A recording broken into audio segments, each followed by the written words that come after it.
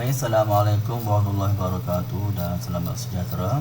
Okey, bersama saya lagi bersama Cikgu Munir dalam Sains Tingkatan 2, Bab 2 Ekosistem, Standard Kandungan 2.3 Saling bersandaran dan interaksi antara organisma dan antara organisma dengan persekitaran.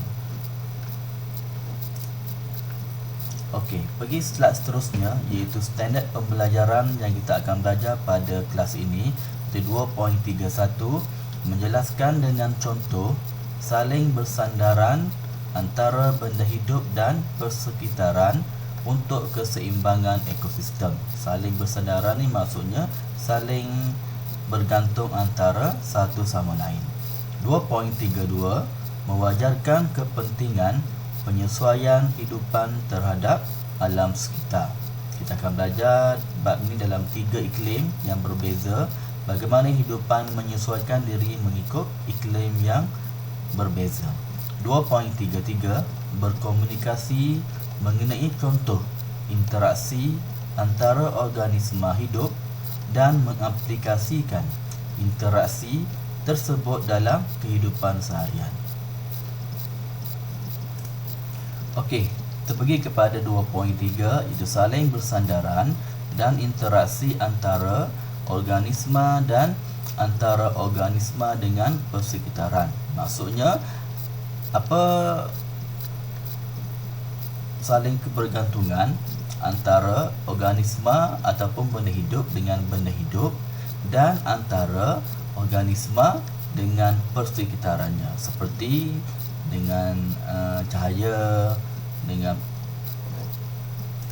sekitaran maksudnya dengan benda komponen bukan hidup. Okey, sebelum tu kita pergi kepada beberapa term yang perlu kita tahu sebelum kita masuk ke subtopik seterusnya, iaitu yang pertama iaitu habitat. Okey, habitat ni kita tahu ialah habitat ialah persekitaran ataupun tempat tinggal sesuatu organisma ataupun benda hidup. Yang kedua, spesies. Apa itu spesies? Spesies ialah satu kumpulan organisma yang mempunyai ciri yang serupa, dan paling penting keyword bagi spesies ialah boleh saling membiak antara satu sama lain dan menghasilkan anak. Okey, yang ketiga, populasi. Apa itu populasi? Populasi ni ialah sekumpulan organisma yang sama spesiesnya dan hidup di habitat yang sama. Okey, contohnya sekumpulan pepatung hidup di sebuah kolam yang sama. Itu dipanggil sebagai populasi, iaitu organisma sama dan spesies yang sama serta habitat yang sama. Yang keempat, apa itu komuniti? Komuniti ni ialah apabila beberapa populasi organisma ataupun benda hidup yang berbeza dan hidup bersama dalam suatu habitat, dan paling penting saling berinteraksi antara satu sama lain. Interaksi ni maksudnya saling bergantung antara satu sama lain.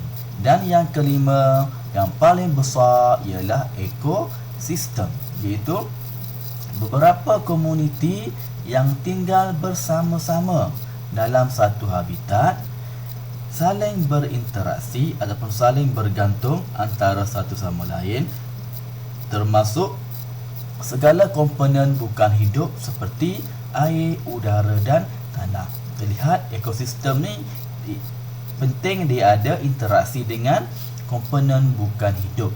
Berbeza dengan komuniti, interaksi antara benda hidup dengan benda hidup saja. Tapi ekosistem, interaksi antara benda hidup dengan benda hidup dan interaksi antara benda hidup dengan bukan hidup.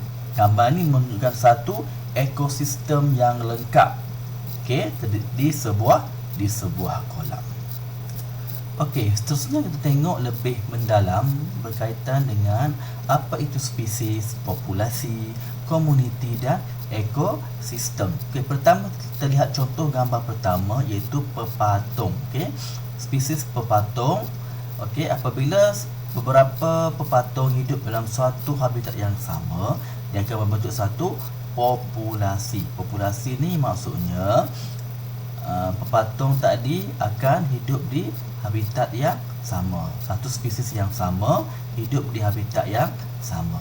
Kemudian apabila beberapa populasi berinteraksi antara satu sama lain, iaitu antara benda hidup dengan benda hidup. Contohnya terlihat kat sini pada pepatung ada tumbuhan, ada siput, ada populasi berudu, ada populasi pokok. Bila populasi ni berinteraksi antara satu sama lain, iaitu antara benda hidup dengan benda hidup, akan menghasilkan satu komuniti di kolam.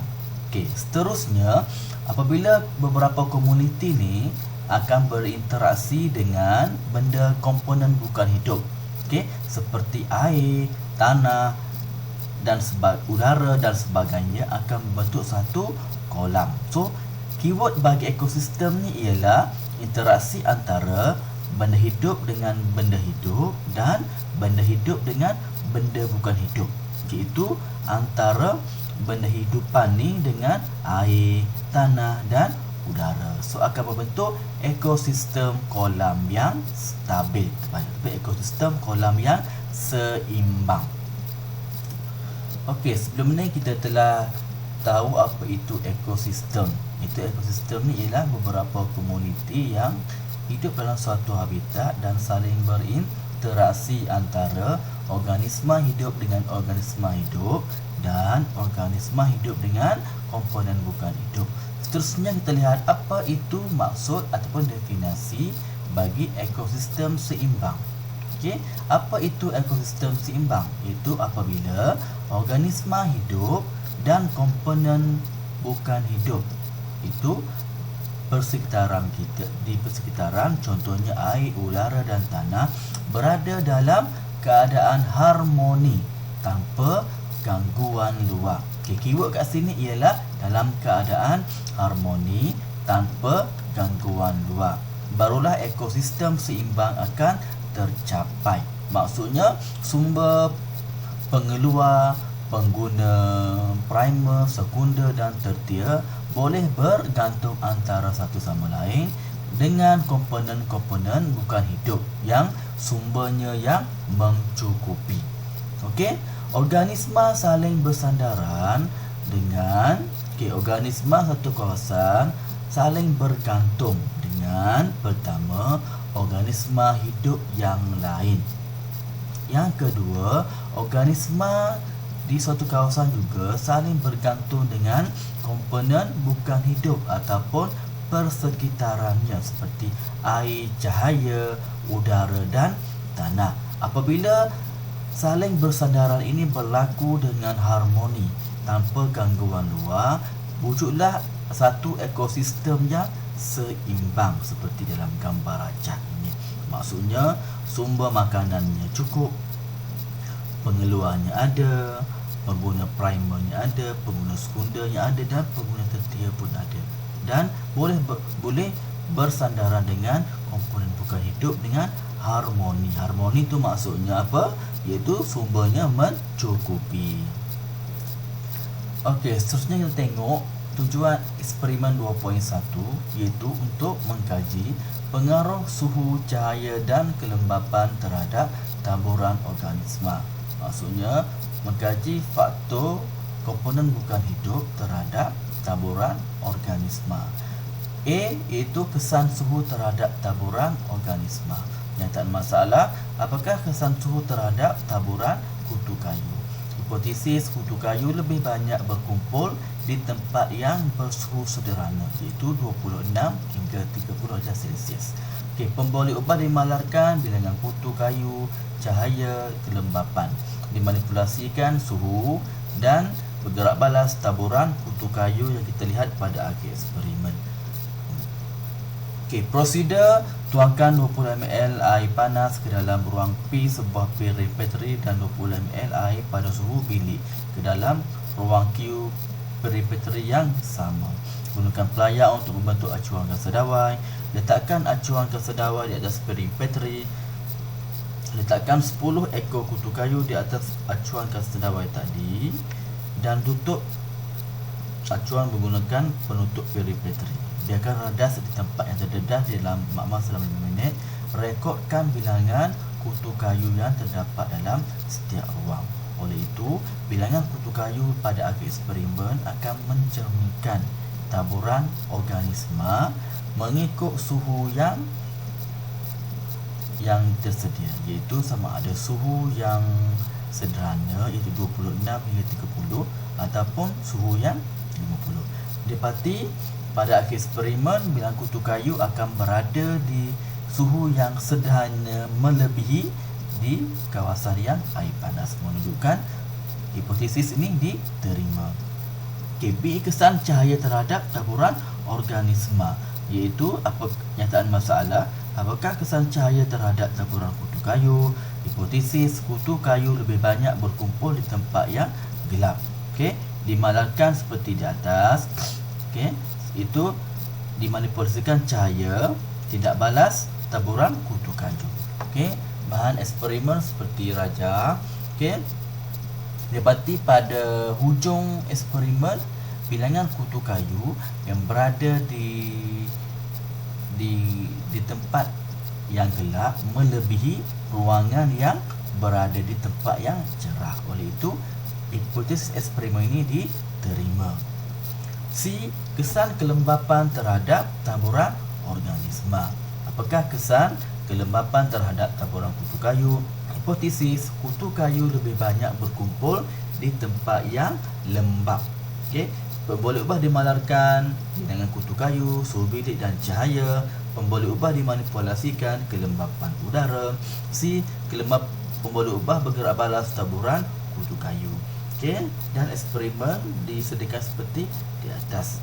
Pada akhir eksperimen didapati bahawa bilangan kutu kayu yang berada di kawasan yang sebelah ruang T, iaitu kawasan yang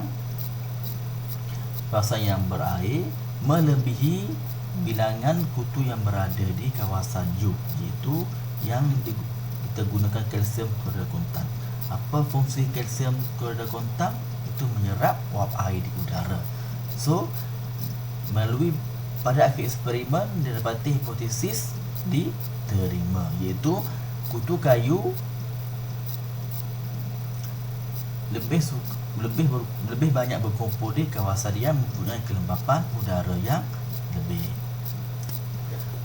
Seterusnya apakah kepentingan penyesuaian hidupan terhadap alam sekitar? Buat pengetahuan semua, setiap organisma akan mempunyai ciri yang tertentu untuk menyesuaikan diri dengan alam sekitar yang mereka duduki. Cuba kita kaji, cuba kita fikirkan 3 situasi di sini, iaitu situasi pertama di kawasan tropika yang menerima taburan hujan yang tinggi dan limpahan cahaya matahari sepanjang tahun seperti di negara kita Malaysia. B. Di kawasan gurun yang mengalami cuaca panas dan kering yang melampau. C. Kawasan tundra pula mengalami musim sejuk yang panjang dan musim panas yang singkat. Bagaimanakah organisma ini akan menyesuaikan diri untuk memastikan kemandirian spesies mereka terjamin di 3 habitat dalam 3 iklim yang berbeza. Cuba kita kaji 3 gambar di sini, iaitu pertama di kawasan tropika di mana cahaya matahari sepanjang tahun dan hujan turun sepanjang tahun. Tengok dia punya tumbuhan yang berada di iklim tropika. Gambar kedua, inilah tumbuhan yang berada di iklim gurun yang kering, yang kurang menerima hujan dan sangat panas kawasan dia. Yang ketiga ni ialah kawasan di tundra, iaitu iklim sejuk yang penuh biasanya turun salji. Bagaimanakah organisma di kawasan ini mempunyai ciri-ciri mereka yang tersendiri untuk menyesuaikan mengikut iklim yang berbeza-beza. Gambar ini pula kita kaji, iaitu contoh tumbuhan dan haiwan yang hidup di 3 iklim yang berbeza tadi. Okay, yang pertama ini ialah gambar yang tumbuhan berada di iklim tropika ataupun di hutan hujan khatulistiwa. Okey, biasanya pokoknya akan pokok kayu yang keras dengan batang yang lurus dan tinggi. Daun pula berbentuk tirus di hujungnya, tirus kat hujungnya, dan mempunyai akar bane yang besar yang menyokong batang pokok yang sangat besar. Dan juga ada pokok tanduk rusa dan kulat, sejenis tumbuh saprofit. Okay. Yang kedua ni ialah tumbuhan semula jadi di Siberia, iaitu di iklim tundra, yang iklim sejuk. Okay, tengok dia punya tumbuhan lebih ringkas, okay, iaitu lumut, kulampir, bunga popi, bunga het, pokoknya sangat rendek, rumputnya pendek, okay, dan lumutnya dan wilu. Okay, ini ialah tumbuhan di kawasan iklim tundra. Okay, yang ketiga ialah hidupan ataupun haiwan di kawasan gurun Sahara. Contohnya unta, gazelle, orang, musang, anjing liar, kalajengking, musangki dan tikus lumba. Okey, lihat perbezaannya. Tengok seperti contoh unta mempunyai bonggol untuk menampung air, untuk menyimpan air yang lebih pada badannya. Okay, seterusnya yang gambar keempat, tumbuhan mula jadi di kawasan gurun. Okay, contohnya pokok akasia, pokok kaktus yang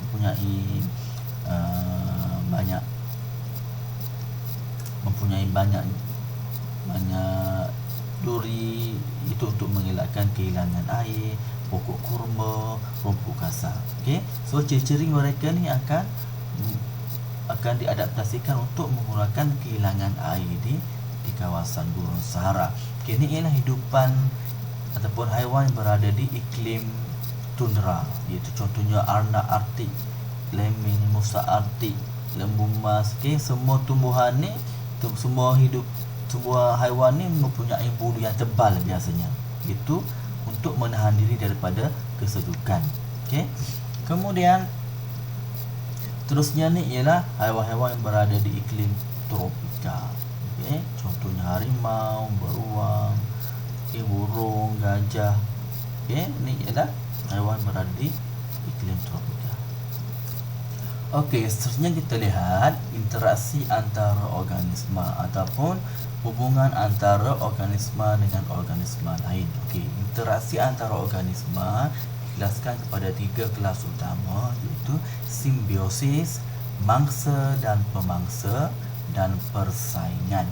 Okey, ini ialah ringkasan bagi jenis interaksi antara organisma, iaitu antara organisma dengan organisma lain. Okey, pertama kita fokus kepada apa itu simbiosis. Okey, simbiosis ni ialah apabila 2 atau lebih organisma yang berlainan spesies hidup bersama-sama dalam satu habitat dan berinteraksi antara satu sama lain. Okay, simbiosis ni kita kelaskan pula kepada 3 kelas yang lebih kecil, iaitu mutualism, commensalism dan parasitism. Apa itu mutualism? Mutualism ni adalah interaksi yang memberi manfaat kepada kedua-dua jenis organisma. Maksudnya kedua-dua organisma mendapat untung daripada hubungan ini. Okay, yang kedua, commensalism. Apa itu commensalism? Iaitu interaksi antara 2 organisma yang memberi manfaat kepada satu organisma saja, tanpa memudaratkan atau menguntungkan organisma yang satu lagi. Maksudnya satu pihak akan untung, satu pihak tidak akan rugi ataupun tidak mendatangkan mudarat. Okey, komensal. Okey, komensal ni ialah organisma yang mendapat keuntungan daripada hubungan itu tadi. Okey, yang ketiga, parasitism. Okey, apa itu parasitism? Interaksi yang menguntungkan satu organisma saja dan satu organisma lagi akan mendapat mudarat atau merugikan. Okey. Okey, parasit ini ialah organisma yang mendapat keuntungan, manakala perumah ialah organisma yang dimudaratkan ataupun yang mengalami kerugian itu tadi. Okey. Okey, kita lihat gambar seterusnya, iaitu 3 jenis simbiosis tadi: mutualism, komensalism dan parasitism. Kita tahu mutualism ni ialah kedua-dua organisma akan mendapat untung. Lihat contoh yang pertama antara ikan badut dengan buran. Okey, apa untung buran? Buran melindungi ikan badut daripada pemangsa dan menyediakan makanan kepadanya. Okey. Kemudian apa ikan badut buat?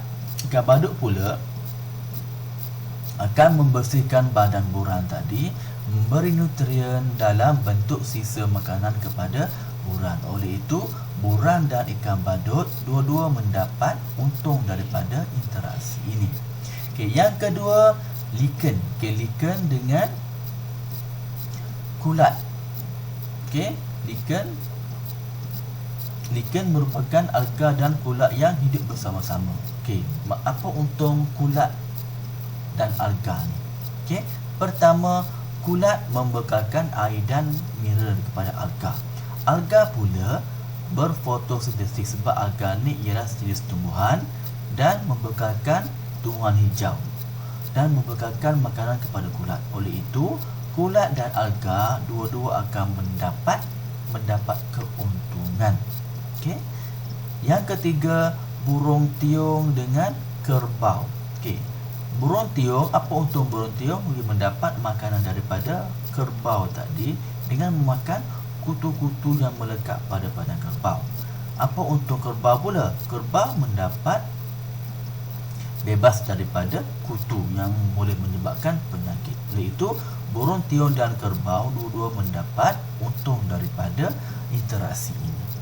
Okey, pergi ke gambar seterusnya, iaitu komensalism. Apa itu komensalism? Maknanya satu organisma akan mendapat keuntungan, satu lagi tidak mendapat kerugian ataupun kemudaratan.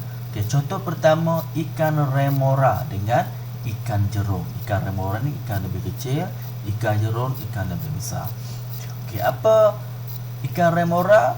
Ialah komensal, iaitu organisma yang mendapat untung. Bagaimana mendapat untung? Iaitu ikan remora akan melekat pada ikan jerung. Okey, dan ikan remora akan mendapat makanan daripada serpihan mangsa ikan jerung tadi. Okey, so ikan remora dapat untung, ikan jerung tidak mendapat sebarang kemudaratan atau kerugian. Yang kedua, contoh kedua itu paku pakis langsui yang biasanya hidup di batang-batang pokok. Okey, paku pakis langsui komensal. Komensal maksudnya mendapat keuntungan dengan menumpang di celah-celah dahan pokok ataupun perumah untuk mendapatkan cahaya matahari. Oleh itu, pokok paku pakis mendapat keuntungan. Okey, batang pokok tadi tidak mendapat sebarang kemudaratan. Okey, seterusnya hubungan simbiosis yang ketiga ialah parasitism, iaitu satu pihak mendapat keuntungan, satu pihak mendapat kemudaratan atau kerugian. Contohnya cacing pita yang hidup dalam usus manusia. Cacing pita ialah parasit. Apa maksud parasit? Dia mendapat keuntungan manakala manusia perumah, usus manusia perumah, iaitu yang mendapat kerugian. Okey, apa untung cacing pita? Dia dapat menyerap nutrien daripada usus manusia. Apa ruginya manusia? Akan mendapat penyakit ataupun kekurangan nutrien. Okey, seterusnya kutu. Okey, kutu dengan manusia juga, iaitu kutu yang berada di atas kepala manusia. Kutu parasit, iaitu dia mendapat keuntungan. Apa untung dia? Dia menghisap darah manusia dan haiwan. Okey. Dan apa ruginya manusia dan haiwan? Lama-lama manusia dan haiwan akan kekurangan darah dan boleh menyebabkan kurang nutrien.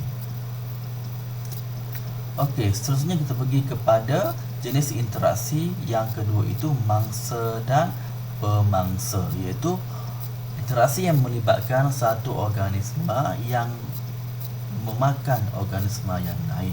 Oleh itu, Mangsa ialah organisma yang dimakan oleh pemangsa. Manakala pemangsa ialah organisma yang memburu dan memakan organisma yang lain. Contoh gambar pertama iaitu antara citah ni, iaitu pemangsa dengan rusa yang menjadi mangsa. So pemangsa memakan mangsa. Yang kedua, antara beruang ni pemangsa dengan ikan, iaitu beruang ni pemangsa, ikan ni mangsa. Okey, seterusnya kita pergi kepada jenis interaksi yang ketiga, iaitu persaingan. Okey, apa itu persaingan? Persaingan ni bila berlaku dalam suatu habitat ataupun tempat tinggal apabila sumber keperluan asas yang terhad seperti cahaya, ruang, air, makanan dan pasangan. Okey, apabila wujudnya sumber yang terhad, maksudnya organisma terpaksa bersaing untuk mendapatkan sesuatu keperluan asas yang terhad. Okey, contohnya tengok gambar ni, maksudnya spesies harimau ni akan bersaing untuk mendapatkan sumber makanan yang terhad. Yang kedua, persaingan untuk mendapatkan pasangan untuk membiak. Contohnya tengok kuda belang ni terpaksa bersaing kerana bilangan kuda belang betina lebih sedikit berbanding kuda jantan. Oleh itu kuda jantan perlu bersaing untuk mendapatkan pasangan untuk membiak. Okey, seterusnya kita pergi pada apa itu kawalan biologi. Okey, apa maksud definisi bagi kawalan biologi ialah kaedah untuk mengurangkan perosak di suatu kawasan dengan menggunakan pemangsa semula jadi. Okay, biasanya di suatu kawasan, contohnya pertanian, untuk mengurangkan perosak biasanya kita akan menggunakan baja kimia, racun serangga ataupun pestisid. Okey, tetapi satu kaedah yang lebih mesra alam diperkenalkan, okey, yang menggunakan hubungan interaksi mangsa dan pemangsa. Apa kelebihan kawalan biologi ini? Iaitu lebih mesra alam. Kenapa? Sebab dia tidak mencemarkan alam. Yang kedua, lebih murah. Ini disebabkan kita menggunakan pemangsa semula jadi. Yang kedua, tidak mencecahkan kesihatan manusia sebab tidak menggunakan sebarang racun kimia dan juga pestisid. Okey, apa pula kelemahan bagi kawalan biologi? Kelemahannya ialah keseimbangan ekosistem terganggu. Okey, kerana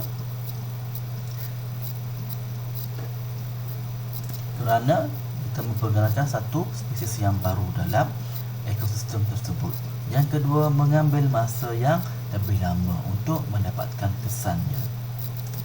Okey, ini ialah contoh kawalan biologi yang diaplikasikan dalam kehidupan seharian kita. Okey, contohnya di ladang kelapa sawit, kita menggunakan burung hantu untuk mengawal populasi perosak seperti tikus. Okey, so kita gunakan pemangsa semula jadi tikus, itu burung hantu, untuk mengawal perosak di ladang kelapa sawit. Okey, yang kedua, Bacillus thuringiensis. Okey, ia sejenis bakteria digunakan untuk mengawal serangga perosak, iaitu kumbang tanduk di ladang kelapa sawit juga. Okey, so bakteria Bacillus thuringiensis ini digunakan untuk memusnahkan perosak kumbang tanduk di ladang kelapa sawit. Yang ketiga, ikan gapi digunakan untuk mengawal jentik-jentik di dalam kolam. Okay, ikan gapi ni ia merupakan pemangsa semula jadi kepada jentik-jentik. Okay. Ketiga, kumbang kura-kura. Okay, digunakan untuk memakan efik. Ia sejenis perosak tanaman. Okay, seterusnya, itik diternak di sawah padi untuk memakan perosak seperti siput dan serangga, iaitu sebagai perosak di kawasan sawah padi.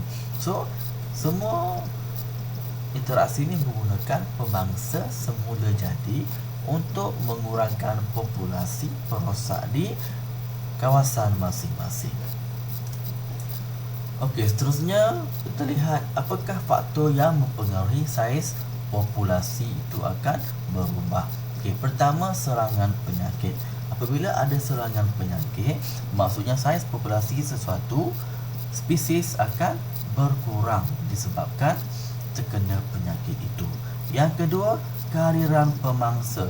Kehadiran pemangsa yang lebih banyak menyebabkan saiz populasi mangsa di satu habitat akan berkurang. Yang ketiga, sumber makanan. Apabila sumber makanan berkurang, seharusnya saiz populasi suatu organisma pun akan berkurang. Dan yang ketiga, perubahan cuaca. Contohnya, cuaca menjadi lebih panas, maksudnya organisma yang biasanya hidup di kawasan sejuk akan berkurang disebabkan perubahan cuaca itu tadi. Dan yang terakhir ialah apakah faktor yang menyebabkan perubahan yang berlaku dalam ekosistem. Pertamanya, contohnya kekurangan bekalan air. Jika contohnya di sawah padi, jika berlakunya kekurangan air yang banyak, contohnya musim kemarau, ia akan menyebabkan mengganggu keseimbangan antara populasi yang berada di sawah padi. Oleh itu, kesannya seratan makanan akan terjejas bermula dengan pengeluar, kemudian pengguna primer, pengguna sekunder, pengguna tertier pun akan berkurang. Oleh itu, keseimbangan antara populasinya akan terganggu. Yang kedua, migrasi atau penghijrahan. Disebabkan oleh penghijrahan atau migrasi haiwan juga menyebabkan ekosistem akan berubah. Contohnya burung bangau kendi yang berhijrah daripada Kuala Gula di Perak dari bulan September hingga April setiap tahun. Kesannya bilangan serangga, iaitu bilangan serangga yang bilangan serangga seperti belalang, cikerik, labah-labah, lalat dan cacing tanah semakin berkurangan disebabkan oleh dimakan oleh spesies burung bangau kendi tadi. Yang ketiga, perubahan saiz populasi juga akan menyebabkan ekosistem akan berubah. Iaitu apabila saiz satu populasi boleh menurun atau meningkat disebabkan oleh perubahan suatu populasi yang lain. Contohnya, kehadiran serangga perosak seperti kumbang, beluncas mengakibatkan populasi tumbuhan akan menurun. Bila populasi tumbuhan akan menurun, pengguna primer, pengguna sekunder, pengguna tertier pun akan turut berubah dan akan mengganggu kestabilan suatu ekosistem. Oleh itu, diharapkan semua pelajar dapat memahami dengan lebih baik dalam bab ini. Kita akan jumpa lagi. Sekian, terima kasih. Ini ialah untuk bahan PDPR bagi sains tingkatan 2021 dalam usaha dalam kita menangani COVID-19. Sekian, terima kasih. Assalamualaikum warahmatullahi wabarakatuh.